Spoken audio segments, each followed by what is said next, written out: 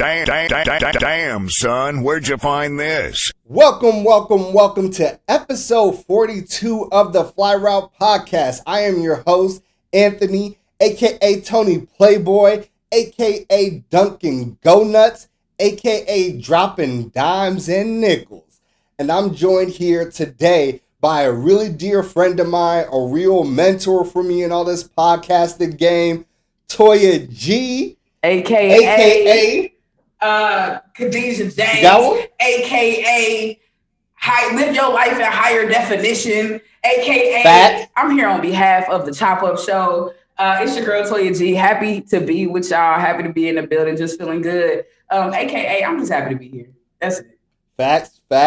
I got an AKA for you too, Frank Uzi in the Vert. Let's go. Yeah, you a Chiefs fan, so we about to get into it today.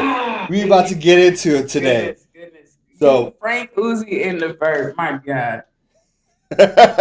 we'll talk about it because I'm dealing with it, but I'll save my commentary for that segment. It's all good. Facts.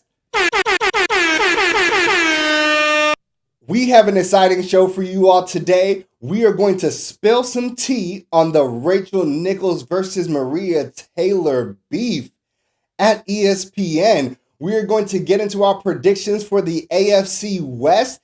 We are going to give you the fly route for Lonzo Ball now that he's approaching restricted free agency. And last but not least, we are going to give a big ballers bouquet to Allen Robinson of the Chicago Bears. The Fly Route Pod. The Fly Route Pod. The Fly Route Pod. The Fly Route Pod.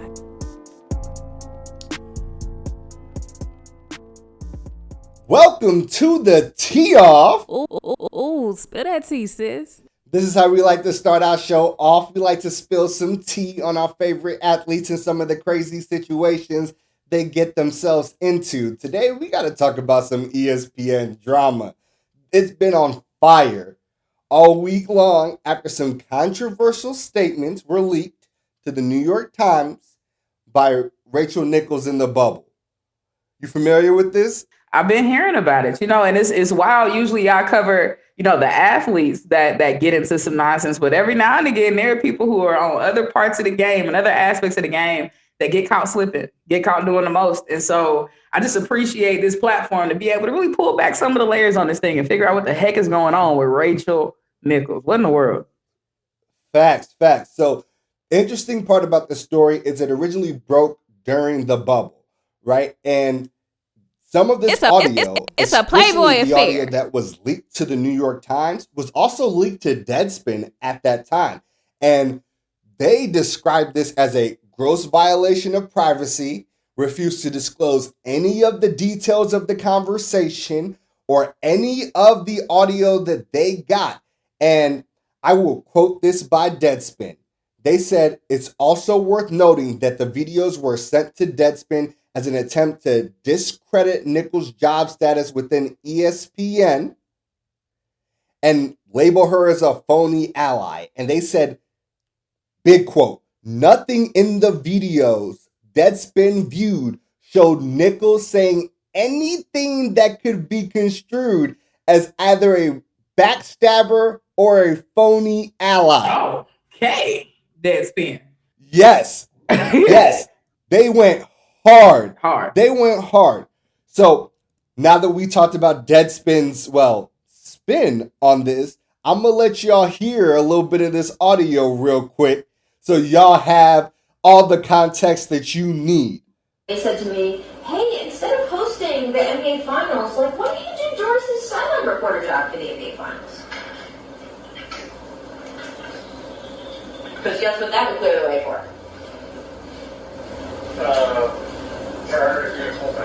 For Maria to do the hosting for them. Yeah. So, I have declined. I don't know what their next move is, but they are feeling pressure because of all of that. And I'm trying to figure out, how to just, my thing is, I wish Maria Taylor all the success in the world. She covers football, she covers basketball. If you need to give her more things to do because you're feeling pressure about your like crappy long-time record on diversity, which by the way I myself like know personally from the female side of it. Like, go for it. Just find it somewhere else. Like, you're not going to find it with me.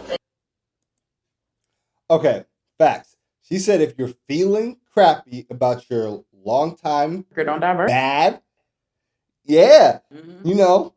go ahead, give her something, but just don't give her my shit.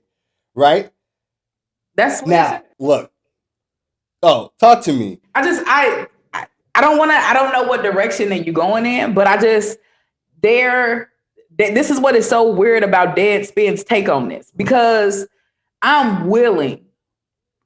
I don't know if I'm willing, but from the perspective of somebody, here's what I'll say. From the perspective of somebody who's not keen on the dog whistles, on the undertones, on the kind of covert ways that people are saying what they're really not trying to say, sure, I'll let you play doo-doo dumb and crazy about what you just heard or whatever. But to say that it wasn't malicious and backstabby and stop it, right? You can play crazy about I don't think it was racist. It didn't have any undertones. But just do it on somebody. I'm not going for her. You can do it on somebody else, but not with me. You're being bad. Like all of these, you're being, and I think Rachel Nichols' biggest issue here is not that she felt how she felt, because we have all wanted to be recognized for our uniqueness. We've all wanted to make sure we're cutting the mustard amongst colleagues or peers or whatever, in whatever context, to make sure we're standing out and sticking out, especially if you had to work hard to do that. So all of that is realistic. Rachel Nichols, but you got caught slipping, baby. You know what I'm saying? I still, one of the things I have not figured out about the story is whether the recording originated, or if she knew it was a hot mic, or what she was surrounded by. But some stuff you got to know when to hold them and to fold them. Some stuff you got to lock into your brain. And if she got caught slipping, it's another sad day in the reality of people who live their life in the media. But if not, and you just was getting comfortable and cozy, don't you expose yourself, and that's okay. Exactly. So that's actually really great, because it puts me into the first element of this story I want to talk about. And that is the element of privacy, which should privacy, because Nichols was alone in her hotel room, right? She was in a private conversation with another person, absolve her of the responsibility of the things that she said. Because a lot of people are acting like it should. It's rough. And I'm gonna be in the gray about this, because on one hand, right, we were already skeptical about presidents like Donald Trump, or people like Donald Trump, for example, and then Grab 'Em on the Pussy came out, and we was like, okay, now we know the nature of the person we dealing with, right? And it was scoffed off and pushed off as locker room talk, and we said, no, that type of talk is toxic. It's what allows for certain cultures to continue. And there was a whole, as a offshoot of Me Too, but a whole cultural conversation about locker room talk and the different environments that takes place in. People were called to the carpet for that, and it was an important dialogue and conversation. The part B of that is Toya Green, on behalf of Toya Green and Associates, if I have a reasonable expectation of privacy, which is the same standard of the law, right, in the ways by which our constitutional rights and amendments are being protected, have a reasonable expectation of privacy, then if I had that in the room in the company of people I felt close to that I could speak freely with, then, but we have the culture of the hot mic, right? It's a coined term for a reason, and so that does not necessarily free you from the baggage that comes along with what you said without it being beknownst unto you. So it's rough. Right. I like that, because I want to get into this hot mic conversation. So according to the New York Times, she had her camera on because they were using new technology during the pandemic, because she was in her quarantine, could not leave her room, but needed to record her daily show, The Jump.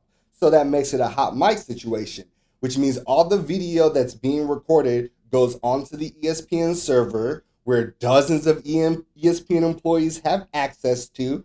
And one of them, Kayla Johnson is her name, yes, it is, saw the footage, recorded the footage. And it's very important to note, especially when we talk about privacy, is that she records the footage without actually putting the cell phone camera on Rachel Nichols.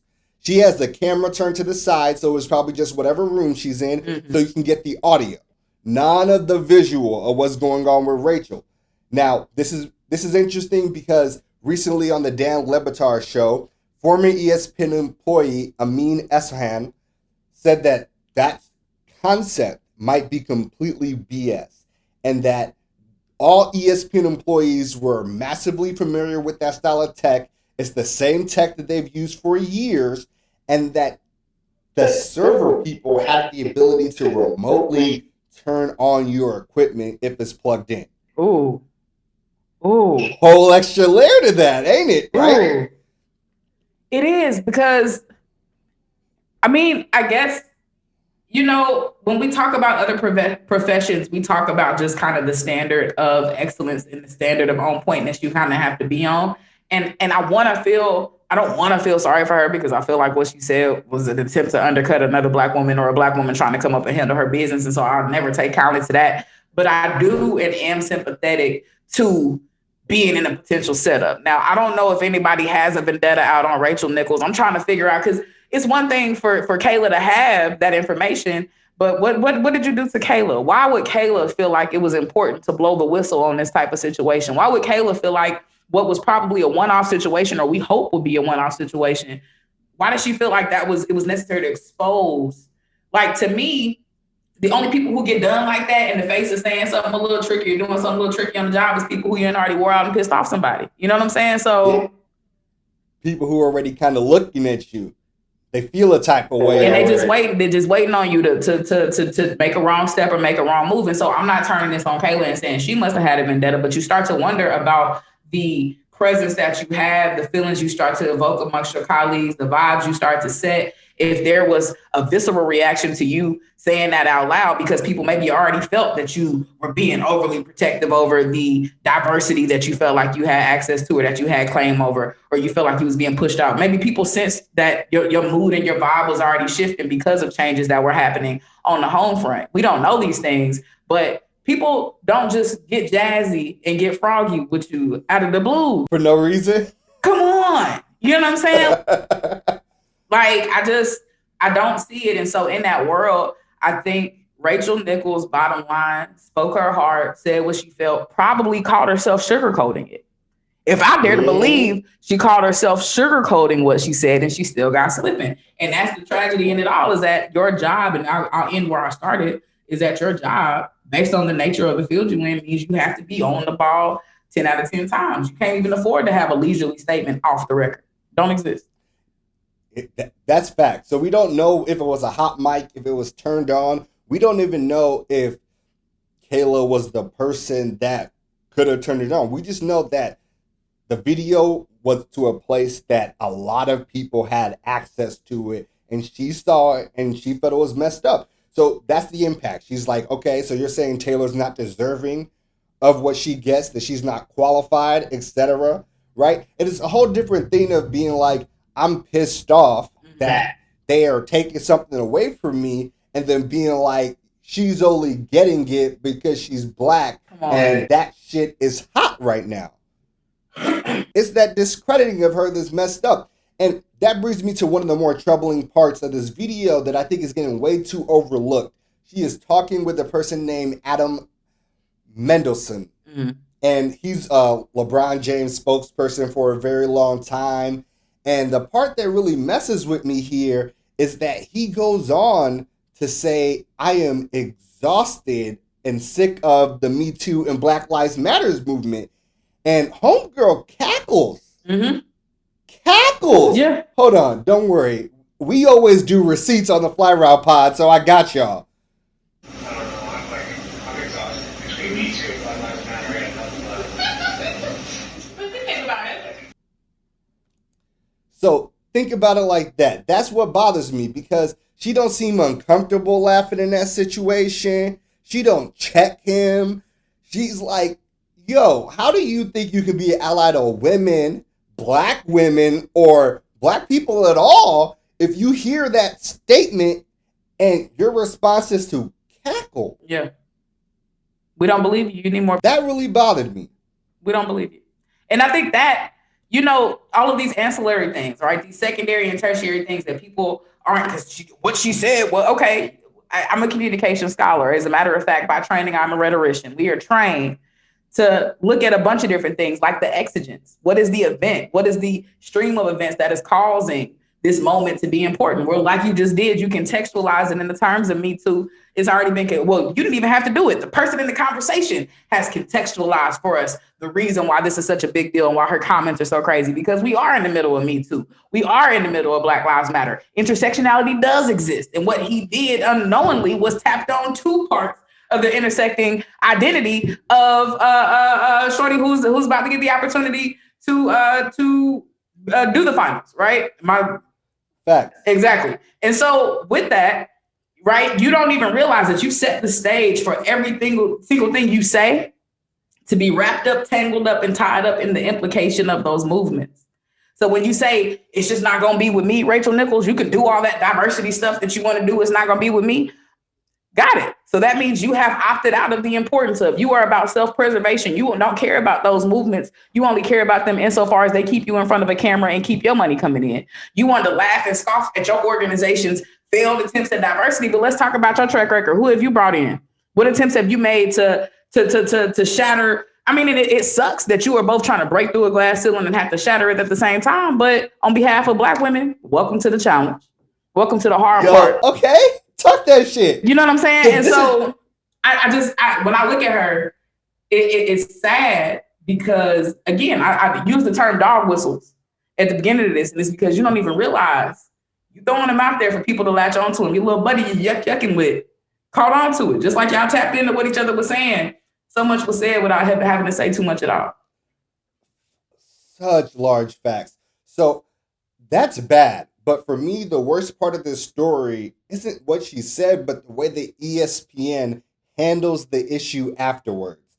And according to Amin and Jamel Hill, this is a consistent and systemic issue at ESPN. Mm-hmm. So the only person that was punished was Kayla Johnson, the video producer who disseminated the video. She was suspended for 2 weeks without pay and then was demoted task-wise basically until the point where she quit and moved on. And it's wild because New York Times has excerpts of emails between Maria Taylor and ESPN HR, and they are super telling to me. And here's a big quote to me. She says, "I will not call myself a victim, but I have certainly felt victimized, and I do not feel as though my complaints have been taken seriously. In fact, the first time that I heard from HR after 2 incidents of racial insensitivity was to ask if I was the one that leaked Rachel's tape to the media." Come on now. Yes. Come on now. Yes. Come on. Yes. And through all this, she's being a huge trooper. She's still doing her job, going to work every day, doing NBA Countdown, and she was like, "Look, I got one condition to do NBA Countdown. I just don't want to have to interact with Rachel Nichols." Reasonable request. Completely. Like, it's pretty clear that she had an issue with you, and she was willing to tell people that are extremely influential in your industry that you're just a diversity hire. Mm-hmm. And this is what she had to say. According to 6 people who have spoken to her, ESPN executives agreed to the stipulation, but violated it almost immediately by allowing Nichols to make short appearances on the show without physically interacting with Maria Taylor. So basically they were like, "Yo, Rachel, pre-record these things. We gonna drop it in like you there and y'all Maria fucking with each other. But it's not really there. So it looks like it's live whole time." Optics. And you see how that optics might be weird for Maria Taylor because everybody all across ESPN knows what's up and what's going on. And they looking at you and they looking at Rachel Nichols and like y'all buddy on TV. And this is all because Maria Taylor existed and did her job well. I think that's the part that pisses me off. She didn't say, "Kayla, somebody talking reckless about me. Make sure you flag that clip. Let your girl know so I can go ahead and handle it. She didn't say, Rachel, I heard you been no. Rachel Nichols got caught slipping. Maria Taylor was doing her job and doing it at the pinnacle of it and really making a name in the lane for herself and handling business and was headed in the trajectory of being able to be on a platform like the NBA Finals. And it just so happened that the stars aligned for the truth to be exposed, and the person who is benefiting the least and being affected the most is Maria Taylor, who in the beginning was doing her job. It's wild. Facts. Now, the funniest part about this is in 2 weeks, Maria Taylor's ESPN contract is over. And I imagine that after putting someone through all this BS, who now has a large fan base, following, and is well established in the industry and damn good at her job, you better cash her out. That's the bag. And now, not only that, but I like to remind the media that, look, it's people out here creating their own lanes and they're no longer, dependent on large major media platforms in order to drive and galvanize their fan base or at least make a bag. So Maria Taylor is able to kind of go and take not only opportunities from other networks, but also fool around as just a Black woman who is trailblazing in, sports journalism and go do her own. Like, you got to stop playing with these people because the doors are wide open, and consuming things like podcasts, consuming things like online, digital media from everything from YouTube. But you are really playing games with somebody who knows their worth. Don't do that. Facts. And there's like an active smear campaign going on where people are leaking things saying she's asking for Stephen A. Smith money to stay with the company. Mm-hmm. And the first thing I have to say is, if she is, good. Right. Because know your worth. And if they gonna treat you the way they've treated you, they gotta give you the bag to make sure you stay. Right? Like, at this point, I'm like, yo, if this is how y'all want to handle your HR issues, but y'all want me to stay with you, cut the check. And, let's not act like you don't already have a history here, because Jemele Hill is a great example of how y'all treat Black women when the rubber starts to meet the road. So let's show again how y'all will become a revolving door for us when we are literally some of the best talent that y'all have on y'all little funky network to begin with. It's time to show them Facts. Now, I will say this, like, there's been one functional form of punishment here, but that's only because the story broke and became huge. So ESPN has actually taken Rachel Nichols off the sideline reporting job for the NBA Finals again this year, because they were like, it's a distraction and we want the focus to be on the finals, not on Rachel Nichols. Exactly. And it's going to be interesting to see how a majority Black league starts to interact with her now that this is out there. It'll be Last thing I want to touch on. Last thing I want to touch on is the apology. She went on the jump.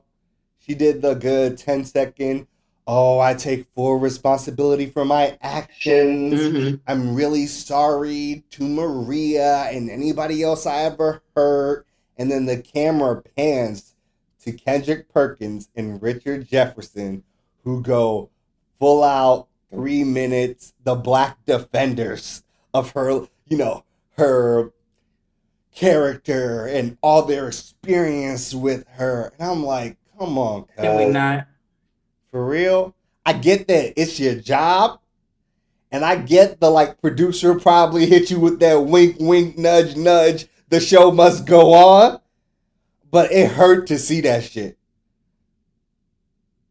It really did. The caping, you know what I'm saying? It's at an all-time high. If you didn't see it live on there, you was going to see it all through your Twitter threads and everywhere else, because everybody is just Rachel Nichols sympathizers. Everybody's blowing everything out of proportion. Everybody's too sensitive now. Everybody is whatever. And everybody's like that until it's not enough space for your old diverse ass. You know what I'm saying? Everybody's like that until people start being like, why y'all start hiring so many Black people here? Why is there so many? And those are the water cooler conversations, the conversations people have on Saturday nights when they didn't invite you to go out and play pool after y'all got off. And then you start wondering, you know what I'm saying, why does it become such a big deal? So, of course, you have people running and, like I said, caping and trying to save her or whatever. But that's because, let's not get into the resumes. I'm not going to talk bad about these people because they talk bad about her. Because they defended her. What I will say is typical, predictable. Typical. Facts. I'm fucking with that. I like that. And that was your tee off. Ooh, spill that tea, sis. Spill that tea, sis.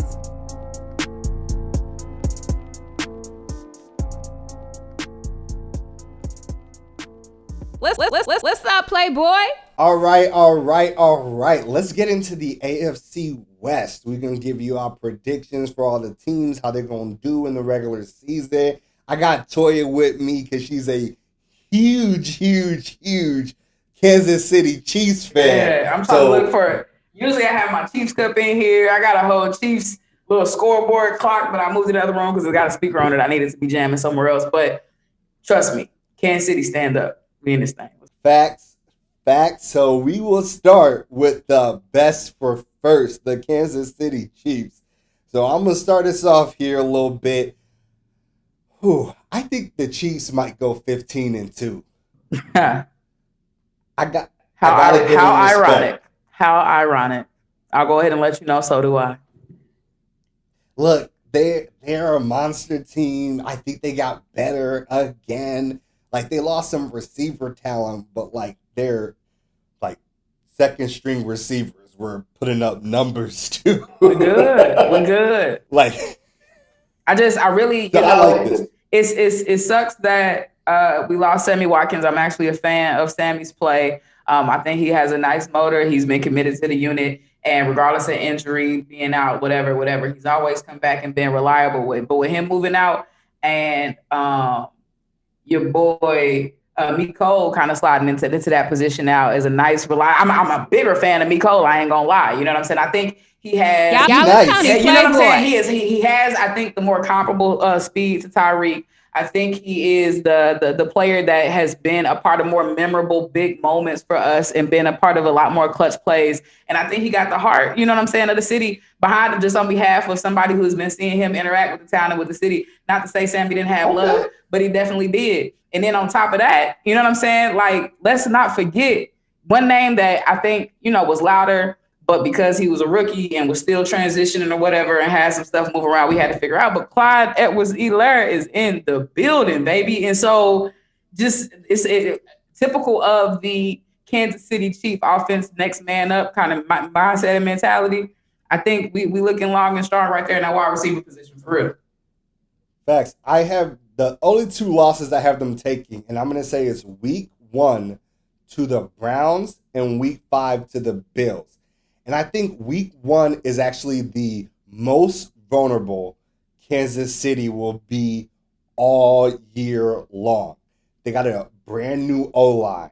They basically rebuilt the whole thing. They got Joe Tooney from the Pats. They got Orlando Brown from the Ravens at left tackle. They brought in Kyle Long, a former Bear, to play guard. And week 1 is going to be interesting because Kyle Long got hurt during OTA's camp. So he's either just going to be fresh back, not fully conditioned, or you'll have a backup in there. And you're going to deal with what might be the best defensive line in the NFL with the Browns that week. I think.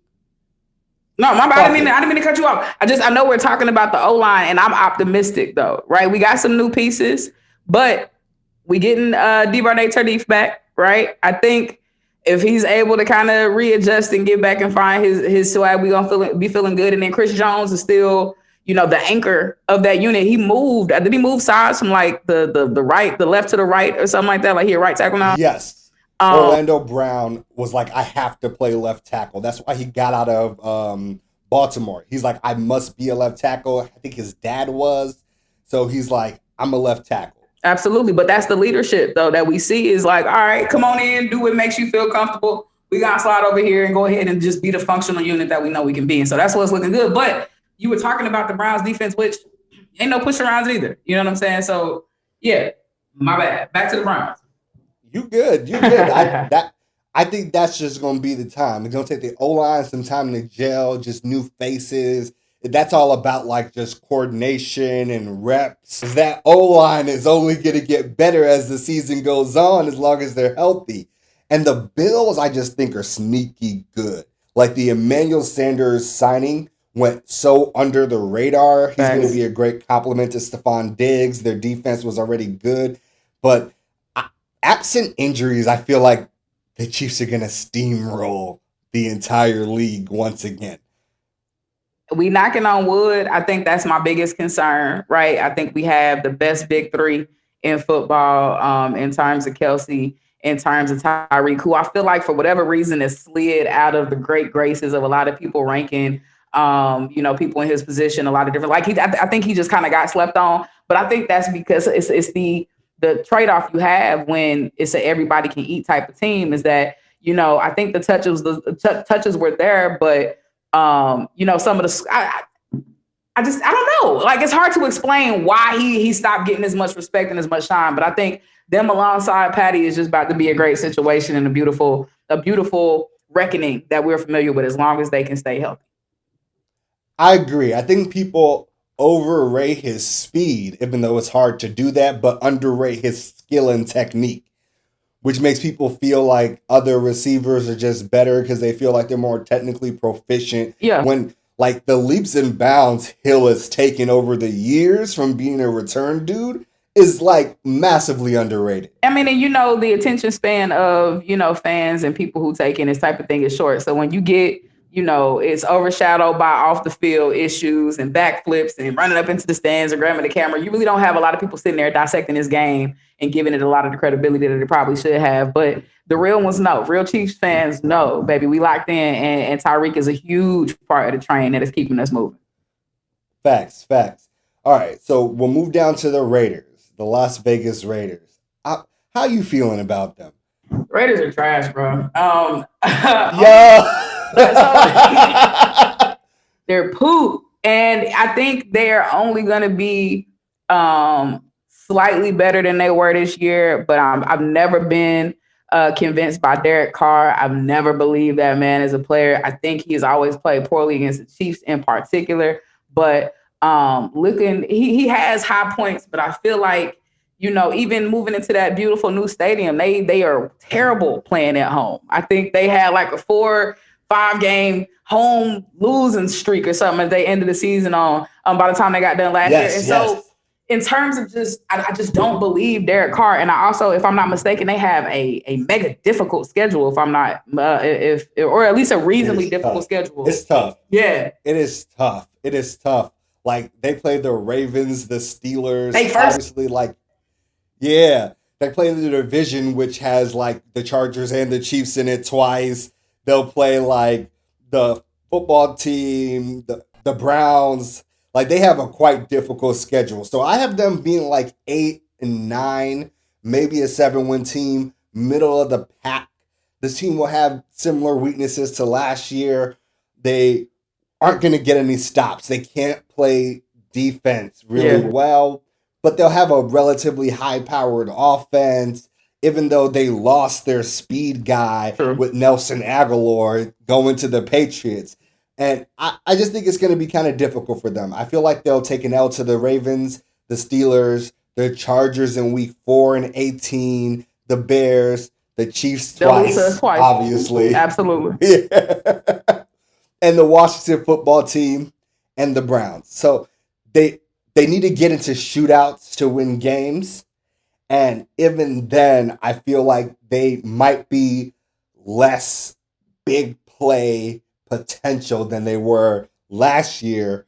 But now they have 2 very good running backs. So we'll see if that changes how they try to control the clock, control games. It's just, they're going to play a lot of teams that can put points up on the board. And I don't see where they get their stops from. So that's just going to be difficult. Agreed. I think, everything you said has been right on the nose for me. I think I gave them an extra game over you, so I had them at 7 and 10. Okay. But that's only because I feel like they can maybe, get in the mix in the division, definitely take a game from the Broncos, maybe take an early game from the Chargers as, that offense starts to figure itself and figure some things out. Because, again, Derek Carr is trash, but he is always trash against the Chiefs. And I've seen him have some decent games. He ends up being, I think, a very streaky player. And he ends up playing some of his best football these last couple seasons toward the end of the season when it's just been largely irrelevant. So Yeah, If he can he's kick like it the on, J.R. Smith of quarterbacks. very much, very muchly. But if they can start to suture some of those things together, and like you said, use some of their receivers a little bit more effectively earlier on, they might have a chance. But like I said, just to win one extra game, and so I'm not giving them a whole lot. Yeah, the next team is the Broncos for me. I think they're going to be last in the division. Again, They're a tough team to embrace. I have them at like 5 or 6 wins.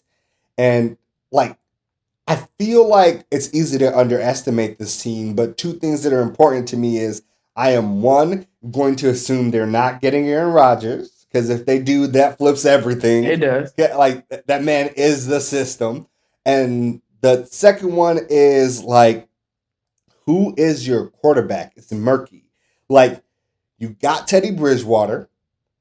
I like Teddy Bridgewater, but he has some clear limitations. And then Drew Lock, who just hasn't been able to take the jump that, they want him to. So assuming Teddy Bridgewater is a person that starts for them, gives them steady play, and allows them to play complementary football, this team can exceed expectations. Because it's odd how talented they are everywhere but quarterback. Absolutely. Right? They got massively good offense. Noah Fant at tight end. Jerry Jeudy and Cortland Sutton at wide receiver. Melvin Gordon at running back. Like, those are stacked skill positions. I mean, and that's even after losing Philip Lindsay. You know what I'm saying? They still have, I think, something to say on the offensive side. But I mean, like, if the person delivering you the ball is not going to be the person to really be consistent, or better yet, because Teddy Bridgewater, I think, probably has the ability to stabilize some things. But Drew Lock is being questioned as even being a starting level quarterback. Like, he has been very skeptical, and made a lot of people very skeptical about his talent on that level. And so I think what becomes weird is you have all of these great offensive players, but you have a system that is so undetermined. I know they're going to try to split up some of their playing time, because if y'all ain't figured it out by now, in the preseason start next month, y'all about to be trying to sample and see. I can see a world where they set the tone. I don't know. It'll be interesting. I can see a world where they try to get out there and eat and really test out what they got in Teddy Bridgewater and see if it's time to go ahead and cut their losses with Drew Lock and, let him start the season. But I can also see a season where they try not to slight the young man, trying to see if he still got some in his tank, to see if some of these other moves that they've done in their coaching and then, some of their front office leadership and how some of the talent that's been brought in, see if that starts to influence some things. And then if not, then say, okay, Teddy, come on up, just like we thought. But yeah, it depends. I agree. Right now, ESPN says that the depth chart has Drew Lock as the QB1. So I feel like they might overachieve with Teddy from the beginning, because Teddy is less prone to turnovers. He's more careful with the ball, allows them to play into a strong defense. Like, their corners are crazy. They drafted Patrick Surtain, who was a top 2 corner in this draft. They got Kyle Fuller from the Bears, who was like top 3 in the league in deflected passes. Yep. Like, obviously, Von Miller, Bradley Chubb up front. Those dudes are well established. Like, if you're in a situation where you can take control of games time-wise, be careful with the ball, they could win a lot more games. But right now, I'll put them down for beating the Jags, the Jets, the Lions, the Bengals, and the Eagles, for sure. Then, like, if things go well, they might be able to grab a game from the Giants or the Cowboys or the Raiders. Or maybe a hobble Steelers team or something like that. We'll see. Yeah, if you get the Steelers late. Yeah. It could be a thing. So this is a weird team. I agree. It's a weird team. There's a lot of potential here. It just feels difficult to... I wouldn't feel confident putting my money on them. That's what I'll say. It's got to be rough to be a Broncos. Nah, my bad. I was about to say it's got to be rough to be a Broncos fan because of the uncertainty that's been at the quarterback position for a while now. Because, I mean, you like, oh, we got Drew Lock. But you like, oh, we got Drew Lock.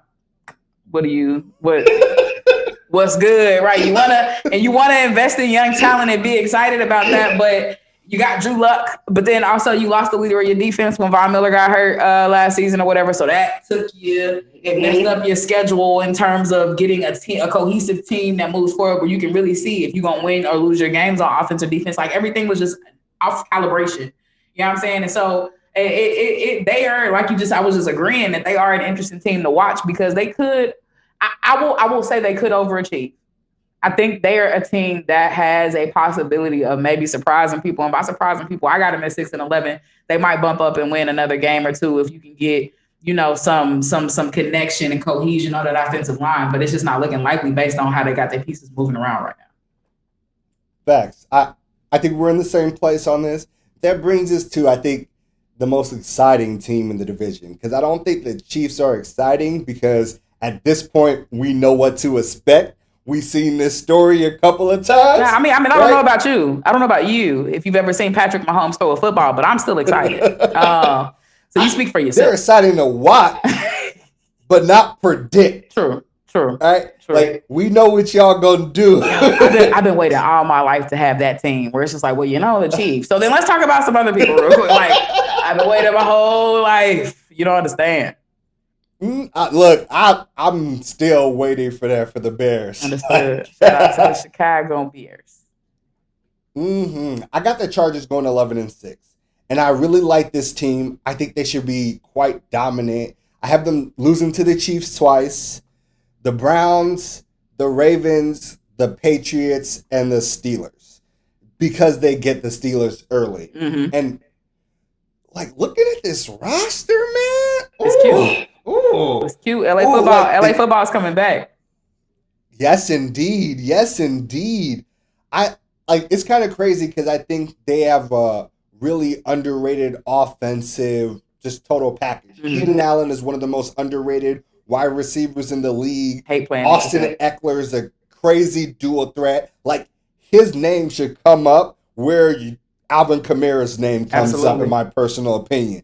Like, they got Mike Williams, who's an excellent deep threat. They added Jared Cook, who should be a great safety blanket at the tight end spot although they lost Hunter Henry, who I would say is a better tight end. He is. But still, this is the Chiefs rebuilt their whole O-line, and all we could do was talk about it because we saw how bad it was in the Super Bowl. The Chargers low-key did the same thing, right? They got Rashawn Slater, who I think was arguably the second or third best offensive lineman in this draft.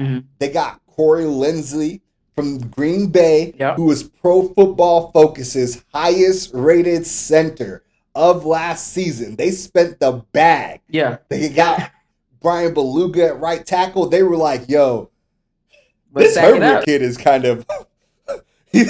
He's the truth. And look, the song says, Jesus be a fence all around me every day. They said, okay, Justin Herbert, you got the hair. You got did he cut I think he cut his hair off. You used to have the Jesus hair. He did. You used to have the Jesus locks. We're going to put a fence around you. All right. And they started to figure some things out. The Chargers have consistently been our most interesting threat. The only kind of, I told you, I'm not scared of nobody's Derek Carr. So when you had Phillip Rivers out there, you know what I'm saying? It was like, which version of the old man we gonna get? We know you got 10 kids, so you got the strength, you got the heart. I think he got like 14. He got a whole, so we know you got some staying power. You know what I'm saying? But really, he got an arm on him. He can definitely get him down the field. And like you said, a whole lot of Eckler. Who else? You said another couple of players who have always given us fits. You know what I'm saying? Yes. So to know that change of leadership was so kind of seamless a little bit for them last season, and it did start the season. It started to become concerning in terms of what they're going to be capable of. This is a team that I think could take a huge leap forward. I think 11 wins is like a safe bet. Like if they put the over under at 10-5, I'd take the over like every time for this team. Yeah. As long as Staley is a good coach, which I think he should be, this should go fantastically because with all the complaints that they had last year with their coach, they still did really well. So I'm excited to see Justin Herbert's next season. I think the AFC West is going to be like electric with these two teams, the Chargers and the Chiefs going at it. The Chiefs will still win the division in my estimate, and I think they'll win it by a couple of games. But the Chargers will be there.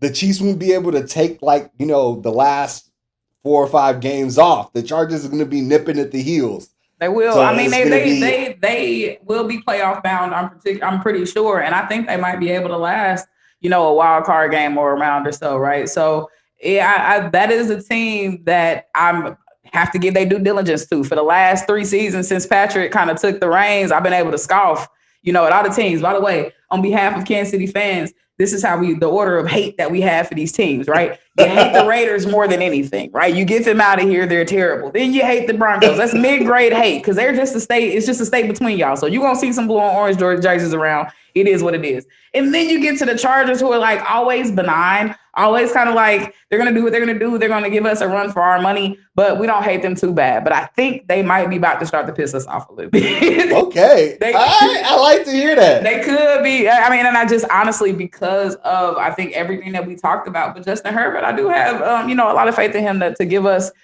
the Chiefs some hell. Maybe not the Chiefs some hell, you know what I'm saying? We're going to eat, but some other teams that will make it interesting to see who makes it out of the division on top. Yes, I agree. I think it's going to be an excellent division. I'm super looking forward to it.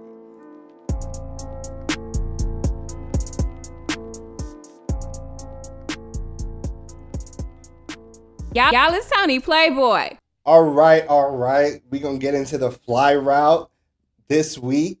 Lonzo Ball. I'm like out here with my magic 8 ball wishing for Lonzo Ball. I can't even front. So I got to give you my first option.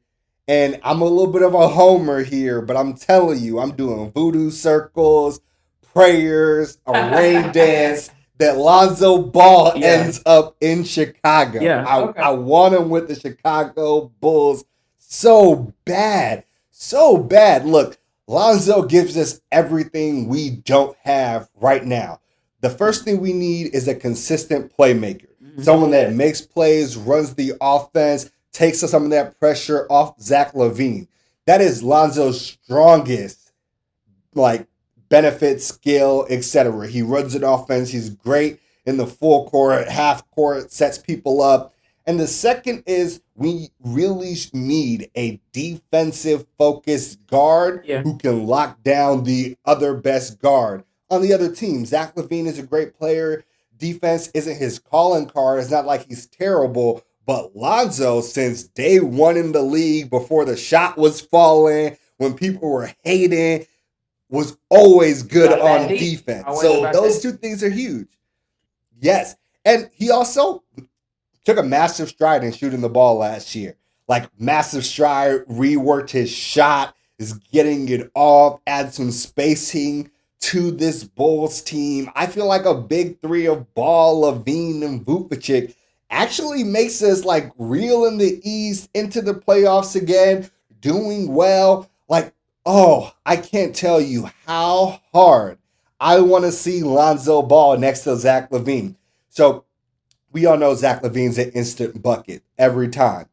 We also knew Devin Booker was an instant bucket all the time. Then you put someone that gets people their shots and sets them up like CP3 next to Devin Booker, and man, hit a second stratosphere. Absolutely. Right? I'm not saying Lonzo CP3, but I'm saying when was the last time ever in the NBA that Zach LaVine in his prime played next to a playmaker the level of Lonzo Ball? That's all he's been missing. I'm telling you, I think match made in heaven. Cash the man out, whatever it takes. Don't give him the max. I'm not crazy, but make it a little bit too rich for New Orleans blood.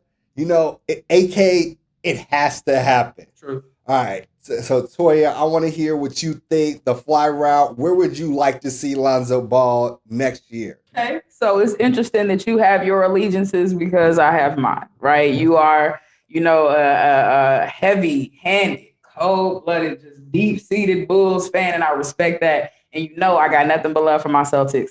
And that is where I think Lonzo Ball should pull up, right? We are in desperate need of a person for a lot of the same reasons. Somebody with some defensive dexterity to really bring back the tried and true Celtics knit and grit basketball, especially in terms of just having You know what I'm saying? A backcourt that can really facilitate a strong front. I feel like Marcus Smart is a great guy, but he's not scaring people as much as he used to. I feel like, you know what I'm saying? A lot of the younger players that we brought in at the point guard and shooting guard position are attempting to kind of fall into line and tradition, but there's been nobody really rising to the level of holding it down with Jaylen Brown and Jason Tatum. Kemba Walker was, it was nice to have you. I feel like, you probably had some strong relationships, built some strong relationships in that locker room. So I'm happy that at least could be, a healthy part of your departure, but you wasn't it. And so we have been searching for some type of just real response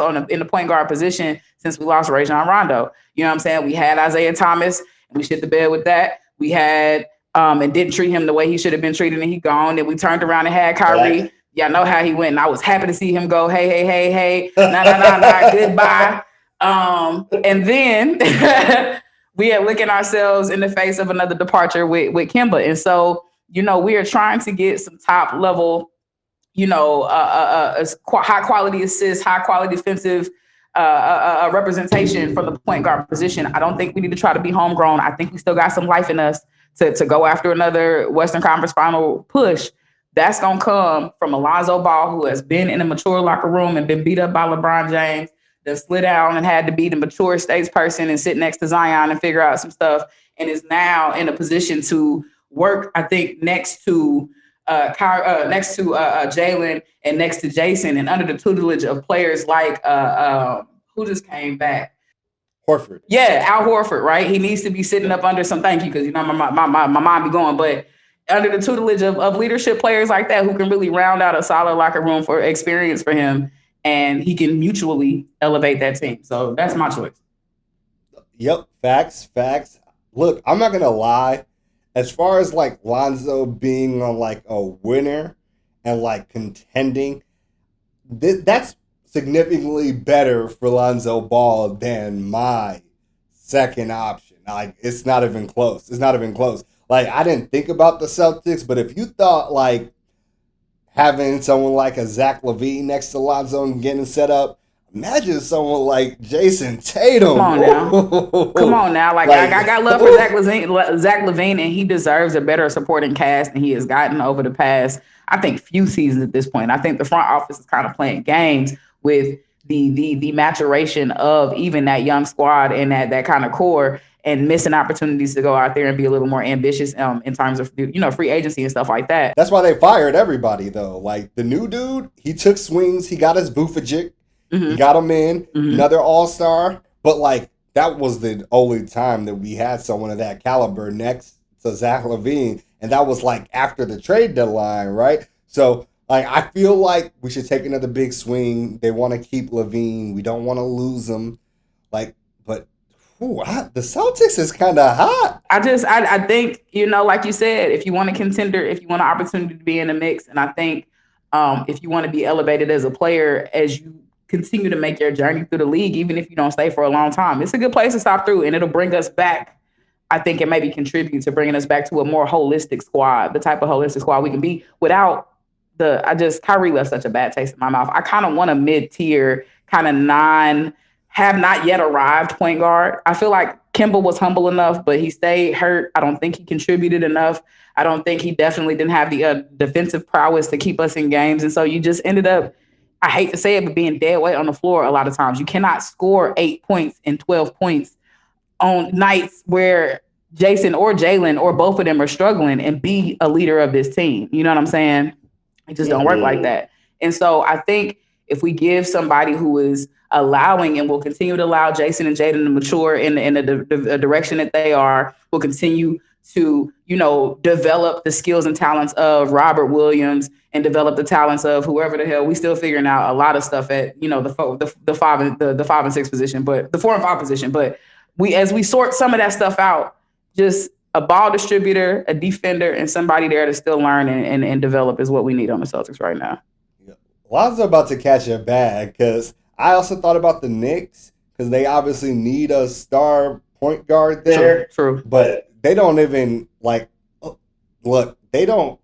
think they hit the way the Celtics hit. So I'm going to give y'all this option. And this option is a little bit of a hypothetical, because it assumes that you think the 76ers trade Ben Simmons.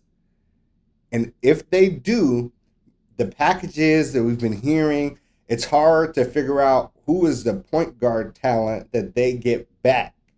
And I think if you trade Ben for some core pieces, maybe a guy that plays like the 2 that can be strong, pushing set to the second unit, or the 3, because your 4 and 5 is really set, right? Tobias and Embiid. You can then sign Lonzo Ball with the savings that you get from moving that Ben Simmons contract. Now that Lonzo will shoot. Lonzo shoots well. Yeah. And Lonzo gives you that like defensive presence, playmaking presence, able to find plays in transition that you got with Ben Simmons. Now, he might not defend as well as Ben Simmons or, play make as well as Ben Simmons, although I think the second part of those is actually quite questionable. But he will shoot and space, especially for Embiid, in a way that is way better for the overall construction of that team. And I think, I thought Philly was going to come out the East with that current construction of team that they had this year. I was obviously proven wrong, but look, I ain't afraid to say I was wrong. But add Lonzo to that team, that would be big nice. I just worry that they're not going to get rid of Mans. Ben. I think Ben Simmons is going to end up staying because they are dealing with a morale quandary right now, right? You got the Doc Rivers comments about, whether or not he's able to show up and handle business, and he had to walk those back and clarify them. And so it's kind of sticky, and Doc needs to, I think if he's worth anything, would want to rehabilitate in real time kind of the statements that he had. That probably was a huge blow, and the timing was terrible. I think y'all talked about this on the show. The timing was just trash between losing that game and making the comments that you don't feel like he could be a leader of a championship contending team. And so I feel like there needs to be some patchwork done with that. And if Doc Rivers is worth anything, he needs to be the person to say, if he's not a championship contending, then I'll be the one to turn him into that. Then my job is not done. And so maybe I need to go back to the drawing board. Second thing is, Ben Simmons decided to sit out of the Olympics because he said, well, I got some shit to do, clearly. I need to be working on my craft. And so you not only do that, you know what I'm saying, because you want to show the other teams that, if y'all want to come get me because they don't like me no more, I'm decent. But you want to show the team and the unit that you with that I'm not the trash that you think I am. You know what I'm saying? So I think I'm gonna get better. The need / desire to rehabilitate some of that and maybe work through some kinks on this offseason, I think is there strong enough to keep them. I don't think it's in their best interest. I just don't necessarily think that they're gonna part ways with old boy.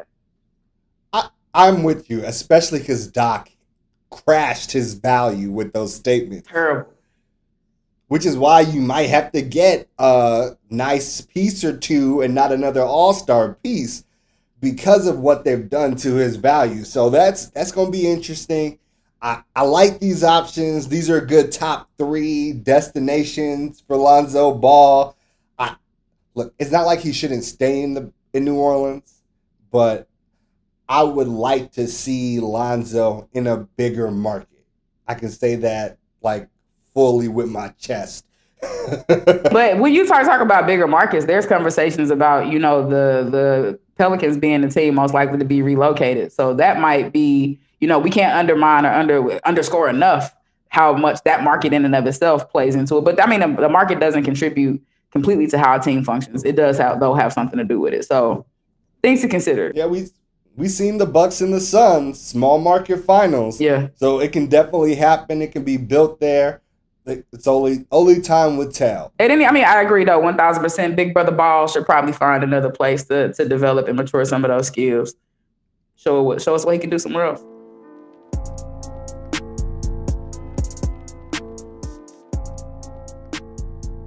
Y'all, it's Tony Playboy. All right. Welcome to the final segment of our show. the heart of the show, Ballers Bouquets. Too often in the media, people only want to focus on the negative and salacious things athletes do, but never want to give them their credit where credit is due. Here, we like to make a change. So this week, we're going to talk about Bears wide receiver Allen Robinson, who recently opened not his first, but his second reading zone in Chicago. They're called the Reach for a Book Reading Zone. There are different Boys and Girls Club locations in the Chicago area. They provide students with e-readers, magazine subscriptions, and hundreds of new books.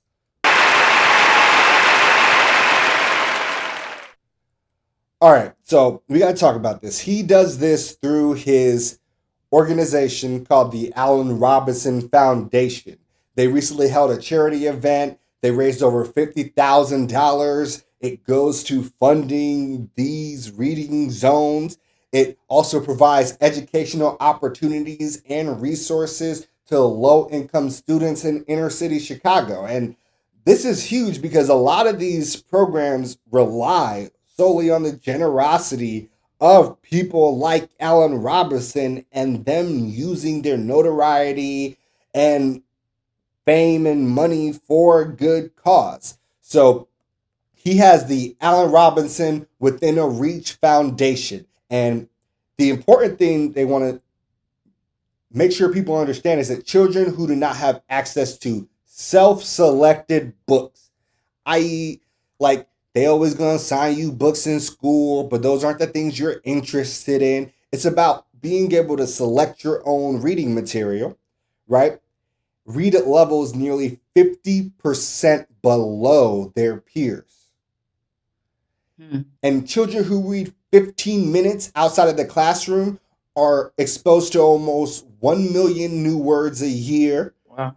They then become significantly more likely to be at the top 2% of their classes. So it's crazy to think about it, but literally just giving them the access, a safe place, and resources to read things that they find interesting excels and hugely impacts their success later on in life, their success in school, etc. And that's a really interesting thing because it's curriculum isn't really tailored to your interests always, especially when you're younger. We all know standardized testing and they teach the same thing. And there's not a lot of, as educators or people who like did school, like it's really standardized. There's not a lot of, especially in inner city school systems, flexibility. Not everything communicates with you, etc. But the ability to pick your own book and learn while enjoying yourself is huge. So and I quote this, he says, "I think a lot of the youth is in need of a lot, and not just reading, but also a voice. That is the biggest thing for me as a person. Growing up, a lot of people told me my dreams and aspirations weren't realistic. So to be able to be a voice for the kids, somebody that they can talk to or somebody that can come into a room like this and look up to who has sat in the same seats as them, I think that has the biggest impact." Huge. And that's coming. Oh, talk to me. No, I was just saying huge. Like I agree with him 1000%. Like reading does that special, and giving access to books does that special thing where it does give them access to things that entertain them and keep them. But when you read, you figure out that you can't have a voice. And sometimes that voice is a spoken voice. And sometimes that voice comes out in your craft, whether it be football or your sport of choice or something else that people think you're not supposed to be able to do. And sometimes it comes out in things like writing, right? And so I think, you just open up a portal. When you give people access to books and when you give kids access to books, it's kids who will probably never leave Chicago until they're old enough to buy their own plane ticket. You know what I'm saying? Who will never, go a whole lot of places outside of the state of Illinois until, who knows what thing might happen to them. But with books, you can take a journey wherever you want to go. And all of a sudden you're working toward a trip to Egypt. You're working toward a trip to Iceland because you found out Iceland was actually green and Greenland is actually feel like you was like, I read that in the book. I gotta go see it for myself. Right. And so I love that just because, everything he's saying is facts in terms of just giving access to a reality, a portal to a future that, was denied from him, but he didn't take that as good enough. He stayed consistent. He stayed wedded to his dream and his goal, and he's giving the opportunity of that to other kids. I think that's dope. It's amazing because each of these reading zones impacts over 500 students every year.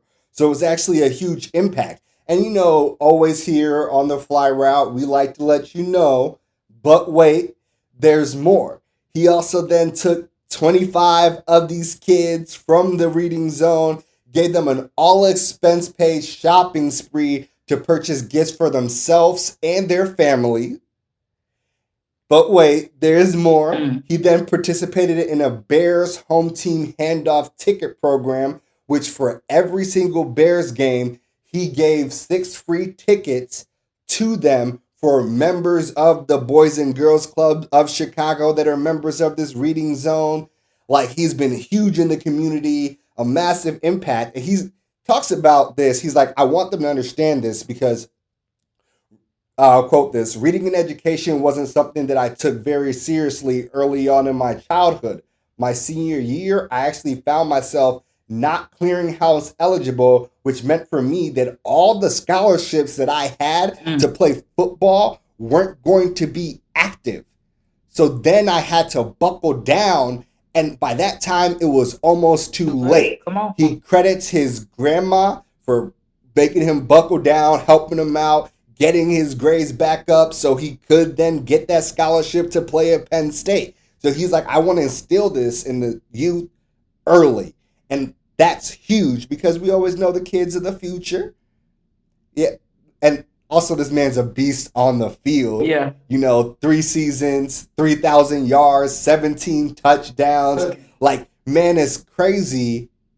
Re-sign him now. What are the Bears doing? Yeah. Great in the community, great on the field, worth every penny. Pay the man. Pay the man. Your old Bears, they be slow to draw sometimes. They be having to figure it out.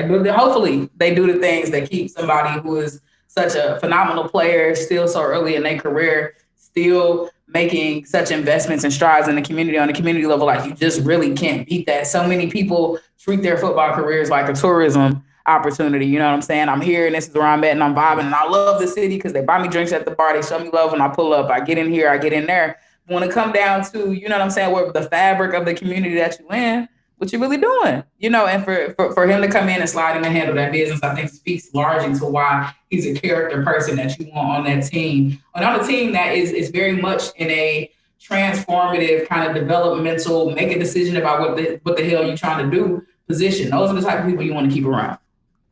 Facts. And that was your Ballers Bouquet. It's a Playboy affair. All right. That is it for episode 42. First and foremost, I got to give a big thanks to Toya G for coming through, rocking with me. You were an amazing guest. You gotta let everybody know where they can find you at. Get some more Toya G. Hey, if you want to hang out with me, we talk a little sports every now and again because me and my co-host over on the Chop Up Show, y'all see them over there in that corner.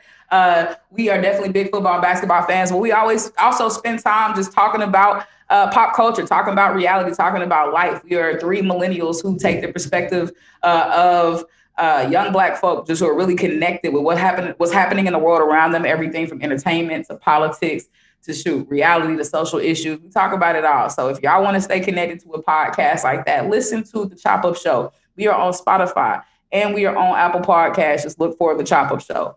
Look on YouTube. Look on Facebook. We go live every Monday night, 7:30 Pacific, 9:30 Central. Look on either one of those platforms. You'll catch us live. Subscribe, and you'll never miss a notification about any of that. And if you miss a show, it's all good because you can go back and just listen to us on Apple Podcasts and Spotify, like I said. You know what I'm saying? So we locked in.